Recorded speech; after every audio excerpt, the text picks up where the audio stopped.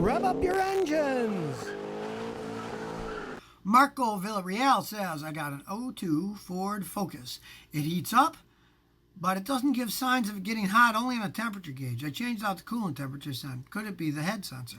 You know, it could be a lot of things, but if it's overheating and the gauge says it's overheating, the first thing you want to do is see if it actually is overheating. And it's very easy to do.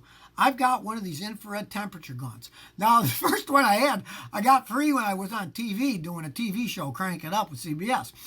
And that thing was over $1,000. I mean, it was expensive. But now you can get a heat sensing gun, one of those infrared jobs for like $19 on eBay, and they work perfectly fine. So, what you want to do is get one of those. And then you can actually check the real temperature.